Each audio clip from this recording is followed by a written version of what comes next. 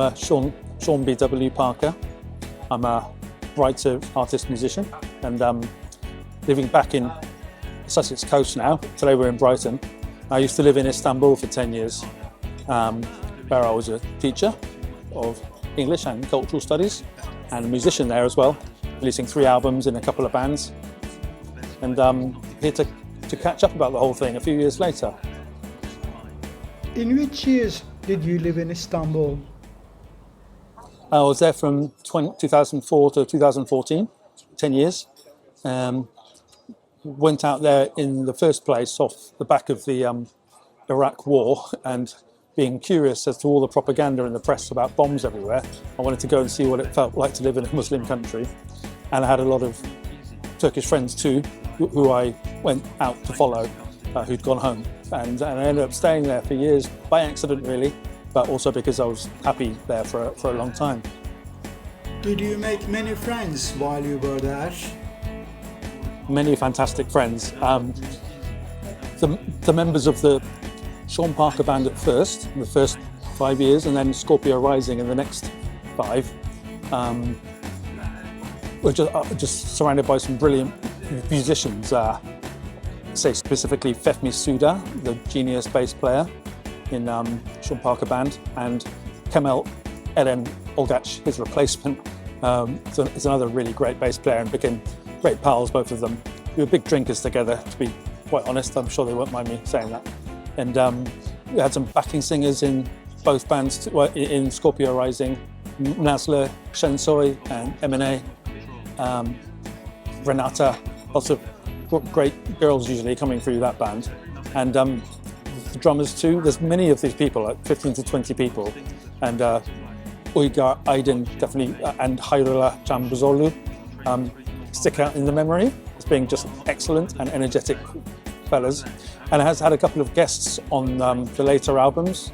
On Culture we had Sarp, the singer, and Bilge Kosebalaban from Direct T, who did Didn't You Ever Think You Might Be Wrong from Culture.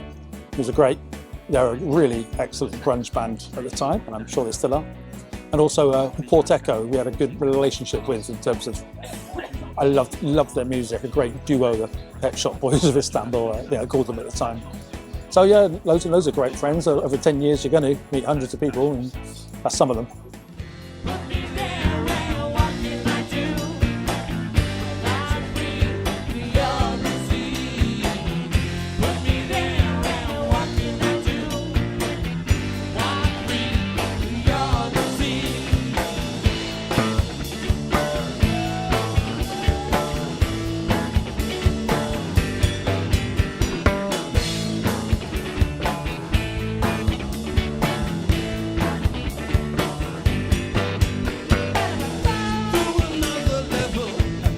Secret to tell, gonna give you some pleasure. Then I'll show you, then I'll show you, and then I'll show you some hair.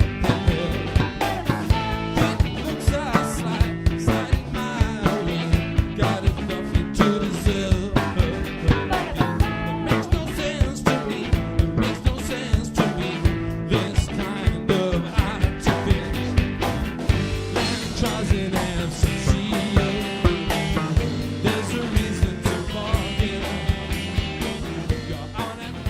Why did you leave Istanbul in 2014?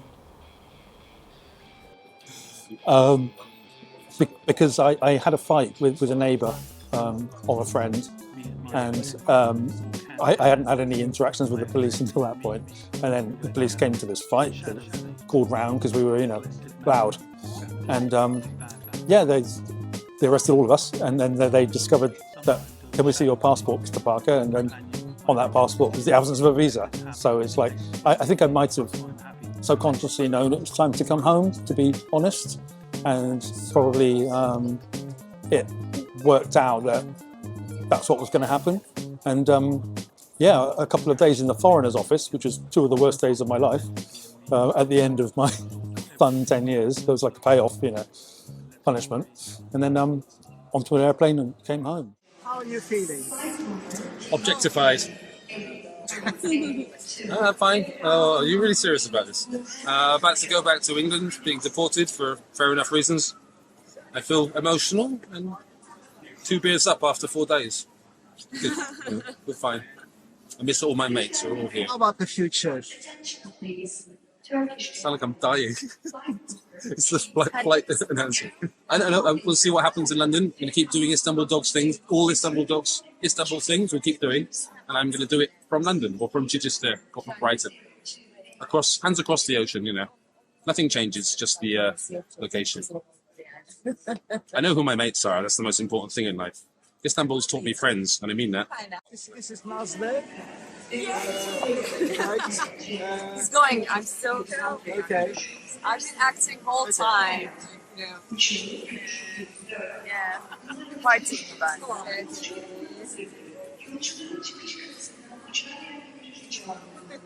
Handsome piece. Yeah, don't forget him. 10 years on camera. You're going to put this... Did you have a culture shock when you came back? Yes. There's a lot of people that say, "Oh, be careful when you go back because you feel really different," and all the rest of it. And I'm like, "Yeah, no, what happened to me? It'll be fine." But it did. It's an incredible culture shock. You get used to the spontaneity of being an expat abroad in somewhere like Istanbul, which is not. At the time I was there, it wasn't a closed society. It was chaotic for an expat, and I quite enjoy that lifestyle, being kind of chaotic. What do you mean by that? I think if you're a Turk there, you need to fill all the things, have your ID, have everything set up. I didn't have any ID, I didn't have any bills. I was essentially an illegal immigrant experience. And so it's a spontaneous life, but there's still an industry of English teaching, so you can get by. So it's like being an immigrant that people look up to. Quite unusual, I suppose. So that, then coming back to Britain to where you are on home ground and then you need to basically buckle down and do as the Brits do, it's a hell of a mental shift after being quite successful in the arts out there. Can you elaborate on the culture shock thing?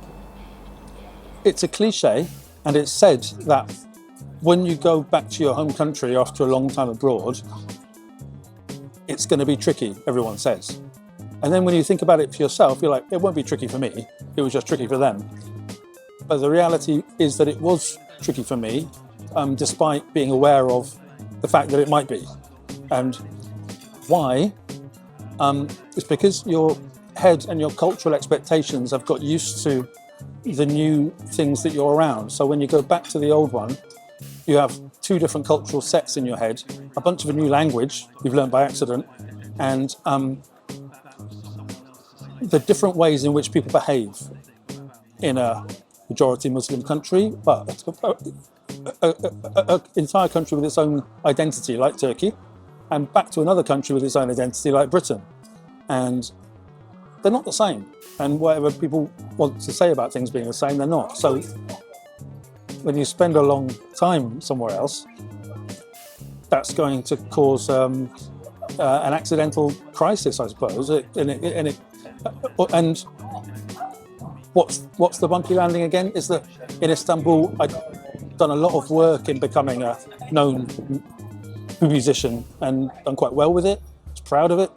And then back in England, maybe they're not interested in the fact that you've been working well abroad for 10 years and they just want you to play to that different kind of music industry in that country, which I don't ever perform to expected standards. So, you know, that was never going to go particularly well. So I kind of compartmentalized it.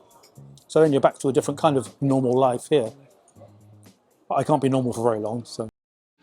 Let me listen, what time you coming tonight? See you laughing, see you crying, see you starting to fight. See you hear about the man looked in the mirror one day. Couldn't see himself in the mirror the same.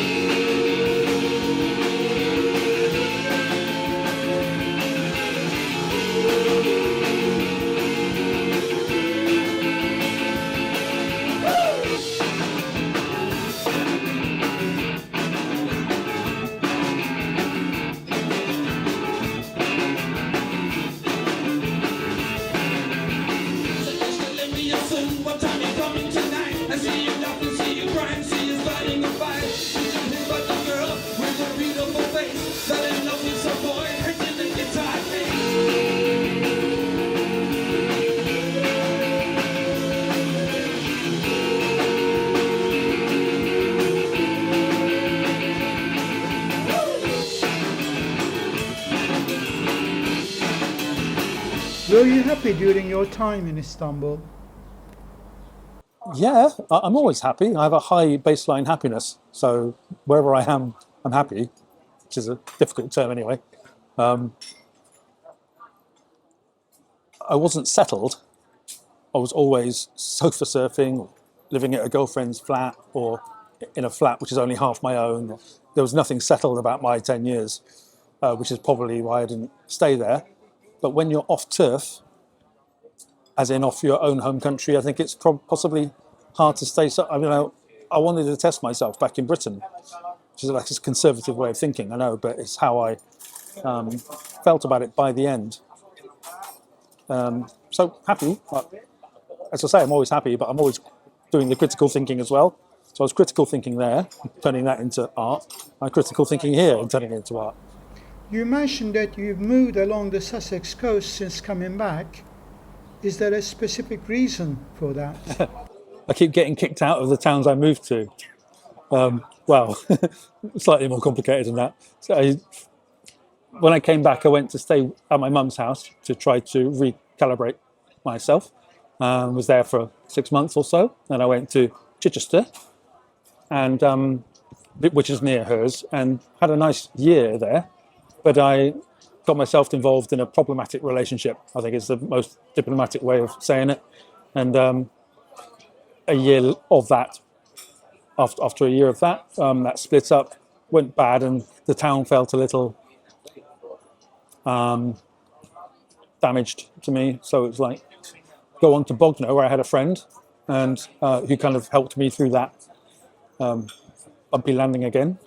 And in Bognor, I set up a arts venue called Seafish, which was another year of that was open for about a year, and I was very proud of it. But we had a lot of council pressures, a lot of technical problems, and there was a lot of responsibility for my shoulders. Having set it up, I don't deny, but I shouldn't have taken on as much as I did. I should have just been the bookings guy, and we were drinking the profits as well. There was a bit of that going on. So by the end of the year, the council were on our back. We lost our license, and there were some other issues as well, which closed the place by the Christmas of that year. So then Bognor was sort of done with another shadow, and so I moved to Worthing, not Brighton, and where I've been on and off since for the last 10 or so years. I realise that you don't want to talk about what happened in Bognor. I can't. You can't talk about it. I just can't literally go there. Yeah, It's too dangerous. too dangerous. Okay. I really want to. I can't. Yeah. So after Seafish kind of closed down, and I came to Worthing, and the COVID stuff happened, Me Too movement and things like that.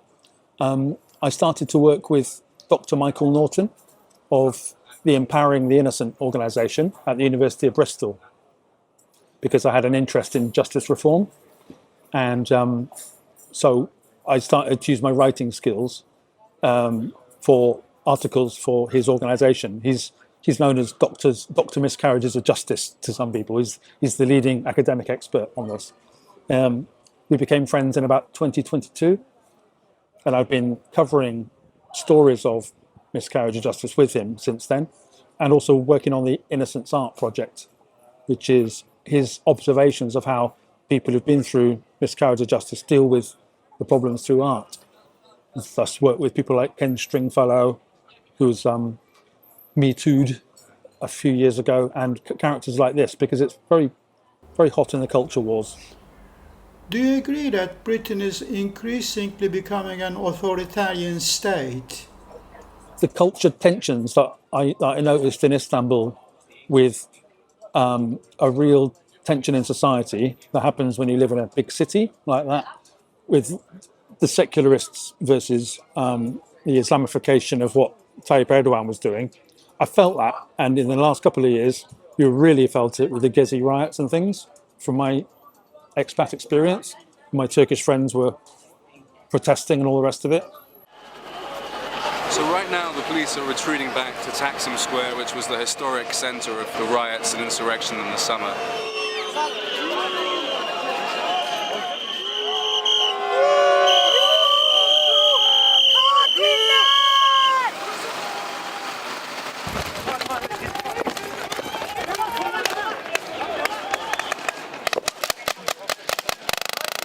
police have been very successful in keeping the protesters outside of Taksim Square. A lot of protesters we've heard who tried to reach Taksim actually ended up in a neighborhood called Nishantashire, where there's a big fight now going on with the police. So we're going to leave Taksim, head to Nishantashire and see what's happening there. This is one of the wealthiest neighborhoods in Istanbul, and tonight it looks like a war zone. People were just chanting and walking and protesting peacefully, also peacefully. And then what they did was to attack the people with the gas canisters. Why you're covering your face? Why do people in Turkey fear the government? Because he's having an empire affair, and everybody under his reign is of course scared. That's why we just feel obliged or just tempted to do so.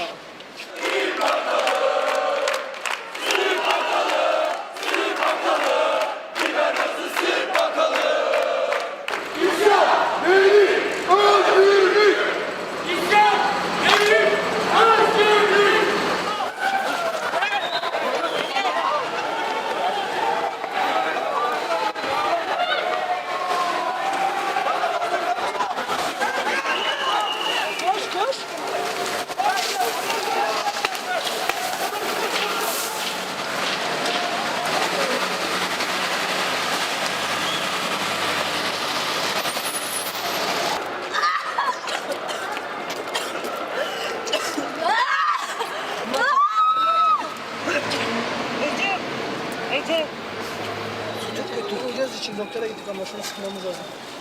Sen iyi misin arkadaş?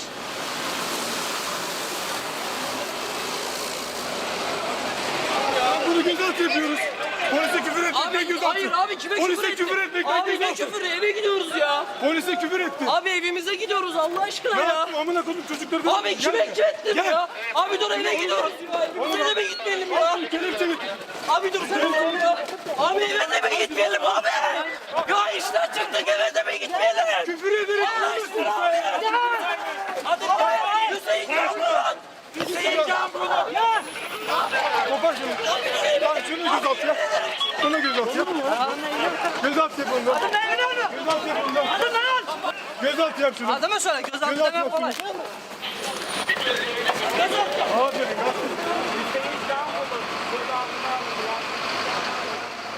So here we are in Taksim. The streets have been cleared, the police have fortified their positions, and the protesters have gone home.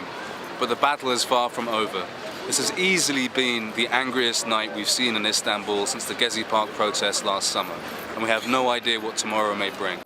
And then when I came back, I noticed things being brought into the media which had the same tone to them. And it was like the secularists of Turkey were the traditionalists of Britain, trying to go with British values, against the woke progressives, for want of a better term, who were like the Islamists trying to reform everything. So there was a new set of culture clashes here to observe, report on and write on. And it doesn't take too much analysis to track it back to leftist progressivism in a way that's become very connected to the media. So that became of deep interest, and how that refers back to the justice system and how the media and the justice system work together to try to end traditional values or establish ways of thinking in a postmodern way, became the backdrop to why I do the work I do with Michael Norton. So it's kind of complex, and there are reasons behind it that I can't actually go into because legal things, for me and other people. So it's, I will at some point in the future. You were very much involved with musical projects in Istanbul. Have you been working on similar projects here? I have less because I got lots of ideas out of my system out there. Living in the middle of a big city, there's access to musicians, studios, contacts and networks. I'm not in a big city in Britain, I'm on the coast, so it's harder to get those things going, particularly when you've got all the ideas out of yourself and online already. So they exist, you know. But I've been in a couple of bands since, and I had a good. In 2015, I released Ninja Lit with Ectospedix, the experimental musician, which was really good, and it set me on my path of what I did afterwards, which is more experimental music with spoken word behind it. So trying to combine the poetry with experimental music. So I did that, and the last 2 albums I've done have been in that mold as well, very sample-based and beats-based with poetry over the top of it, connected to justice reform these days. So I still am doing musical projects, but I haven't been in an active band really in the 10 years. There's always a door open for that, because it never leaves your system totally. You're creating visual art as well as music these days, aren't you? Yeah, it's true. Yeah, I got my masters in for fine art before I went to Istanbul in 2003, and I had 6 years at art college, and a big love for it then. But I didn't touch a paintbrush for 15 years until COVID, where everybody had their own breakdown, you know. And with mine, it was very much expressing things with art to try and process those feelings and all kinds of feelings about culture. And I rediscovered painting again, and a love for it. And it appears to be my most popular art form as well. It gets lots of attention and prizes and stuff like that. So you also respond to the public, and you feel that there really is. It's probably the speed of the internet, also Instagram and everything else, takes these things and starts to run with it. Whereas you have to commit to a book or an album or something in a different way. Artwork's much more instantaneous, boom. So yeah, enjoying that part of it. And yes, I've just recently won a Judge's Choice Award by Worthing Open Exhibition for my Harold Pinter, and a World Art Award for my Ricky Gervais, so which he shared with his 14 million followers. So these artworks are going quite well, and I'm enjoying it very much. Yeah. You've written books as well. I remember your first book. It's called Salt in the Milk, isn't it? Salt in the Milk, 10 years in Istanbul. Salt in the Milk, yeah. Right. That was your first book, right? Yeah. Okay. What's that book about? That was a memoir of the 10 years in Istanbul, but it wasn't written like a memoir traditionally would be. It's a bunch of anecdotes, music reviews, observations, things that I've written in that time, which I've gathered up together and tried to present in some sort of a formulaic way. The Salt in the Milk title because of Ayran, the Turkish drink, of yogurt and water, very healthy, which looks like milk to an untrained eye. And people put salt in this thing, because you can imagine in yogurt and water, salt would taste nice, and it does. But when you think they're putting salt in milk, it makes you want to vomit. So it's like, to a British reader, that was the joke, and then feeling like salt in a glass of milk as an expat might. So those double meanings. There's an intriguing character in that book whose name I can't recall right now. It's like, I think you're talking about Anthony H. Wolfstadt, aren't you? A funny person, isn't he? Funny character, yeah. Yeah, he drinks a lot. Yeah. He does. Who is he based on? He's my alter ego. And he's the alter ego of a lot of expats in Istanbul and everywhere. He's a combination of still Withnail, of Withnail and I, and Hugh Grant, and just any aristocratic Brit you can imagine washed up on a foreign shore who's drinking himself to death is Wolfstadt. And he pops up in my books when I need a cipher to tell a moralistic story about stuff going wrong. So he comes into all of them. So, because it's useful, that, and it's the Withnail trope is very affecting. People like it because it's cathartic. And he's everybody's worst side, really. He's very much into empire. He can't bear the fall of all this stuff. And I've met some genuine people like that in Istanbul too. So I kind of put them into it as well. How many books have you written so far? We're on 10 now, in 2025. I've done a book a year, essentially, since then to try and keep some of the regularity that I have with the music in Istanbul, I'm trying to get with the writing and art here. And I'm a very productive bloke, I suppose, when it comes to Do this. they get all printed? They're pretty much online. Yeah, there's a couple of the publishers that I have worked with, indie publishers who've done a limited run of books and things, and they sell. But I don't really see any. These things aren't big four publishers stuff. It's Amazon under my own Seraglio Point Productions publisher and label. So it's all totally formulated, but they have the budget of indies that they do. So I've sold, what these indie kind of things tend to, but they're not. Hello there, just Sean here, Sean B.W. Parker, to introduce my 9th book, A Delicate Balance of Reason, Adventures in the Culture Wars. I've called it post-woke as opposed to anti-woke.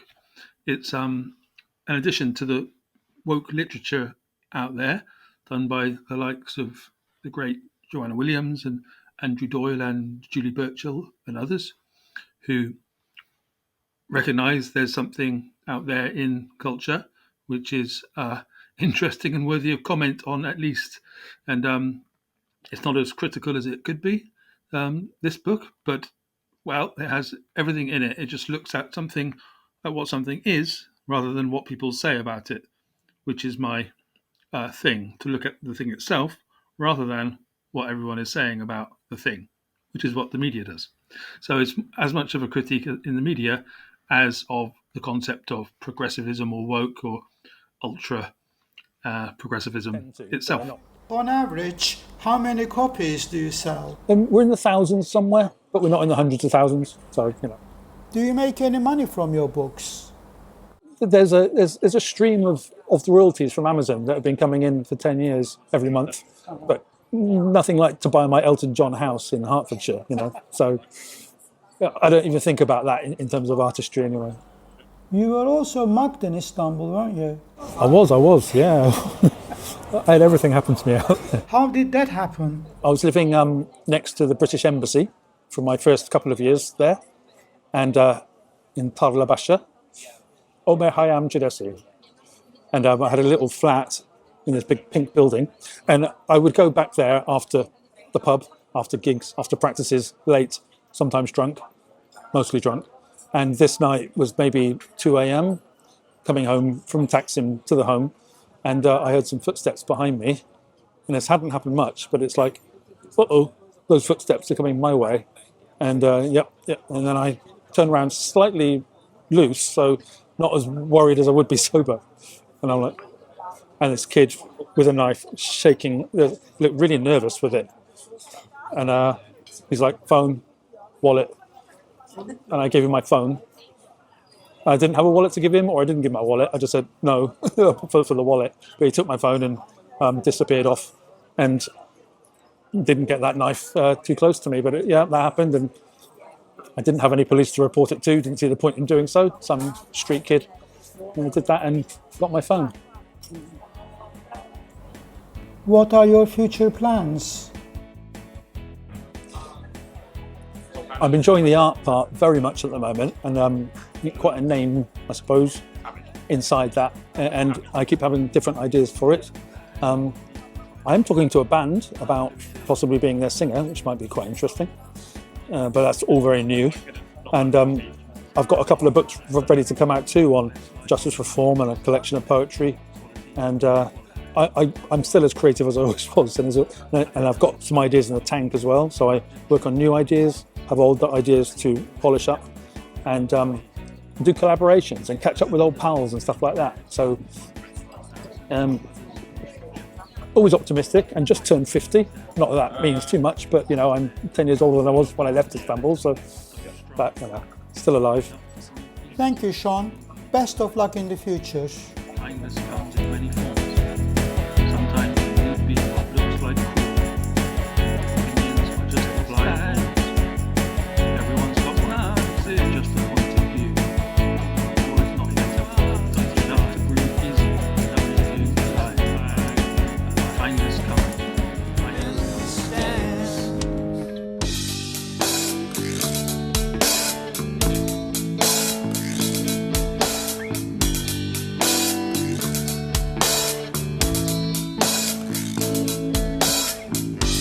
Sometimes I think of your brave new world.